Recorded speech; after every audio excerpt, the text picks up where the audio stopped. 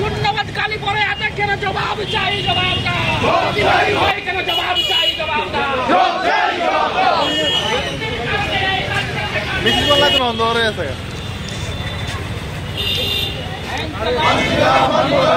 কর্মসংস্থান হয় না এরপরে ইন্টারভিউ বাতিল করা হয় কেন জবাব চাই জবাব দাও জবাব দাও বিরোধী বিজেপি সরকারের জবাব রাজ্যের ছাত্র যুব চাইছে জবাব দিতে হবে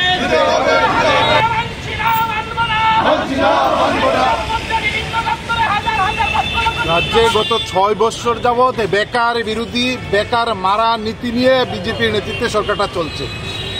আজকে ঘুম থেকে উঠেই ত্রিপুরার বিধানসভা 37টা পোস্টে নিয়োগের জন্য গ্রুপ সি গ্রুপ ডির বিজ্ঞপ্তি জারি করেছিল। বেকাররা পকেটে টাকা দিয়ে ফর্ম পূরণ করে এই অ্যাপ্লিকেশন পূরণ করে আজকে সেই নিয়োগ প্রক্রিয়া সম্পূর্ণভাবে অ্যাসেম্বলি বাতিল করে দিয়েছিল। তারপর কিছুক্ষণ আগে টিপিএসসি 6টা পোস্টে টিআইটিতে অ্যাসিস্ট্যান্ট প্রফেসর নিয়োগের জন্য বিজ্ঞপ্তি জারি করে কিছুক্ষণ আগে একটা নোটিশ দিয়ে এই নিয়োগ প্রক্রিয়া বাতিল করে দিয়েছেন। সরকার যখন একটা নিয়োগ প্রক্রিয়ার জন্য বিজ্ঞপ্তি জারি করেন তখন বিধানসভায় বসে কোনো মন্ত্রী হিন্দিতে কোনো মন্ত্রী বাংলাতে ডাক ডোল পিটিয়ে এই বিকাশের প্রচার করেন নিয়োগ করছেন, আর গোপনে নীরবে এই নিয়োগ প্রক্রিয়া কিছুদিন পর বাতিল করে দেন। আমাদের ধারণা যে বিধানসভায় যে 37টা পোস্টে নিয়োগের জন্য লক্ষ লক্ষ টাকা সংগৃহীত হয়েছে, বেকারের পকেটের টাকা নিয়োগে পূরণ করতে গিয়ে জমা দিয়েছেন।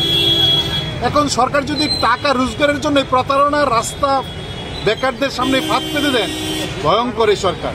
আমরা বামপন্থী ছাত্র যুবরা দাবি করছি রাজ্যের শিক্ষিত বেকাররা ঐক্যবদ্ধ হন।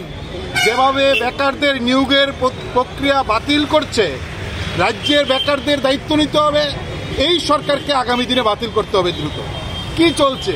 ফায়ার সার্ভিসে বিজ্ঞপ্তি দিয়েছেন, নিয়োগ নেই। জেআরবিতে বিজ্ঞপ্তি দিয়েছেন, ইন্টারভিউ নিয়েছেন, নিয়োগ নেই। পুলিশের বিজ্ঞপ্তি দিয়েছেন, নিয়োগ নেই। জেল পুলিশের বিজ্ঞপ্তি দিয়েছেন, নিয়োগ নেই। ফলে এই যে বিজ্ঞপ্তি জারি করছেন রিক্রুটমেন্টের, আর তার কোনো খবর নেই। ফলে বেকার মারা নীতি, বিজ্ঞপ্তি জারি করে নিয়োগ প্রক্রিয়া মারার প্রশ্নে সরকার যে গুরুতর অন্যায় করছেন, বেকার বিরোধী নীতি করছেন, তার নিন্দা আমরা জানাচ্ছি।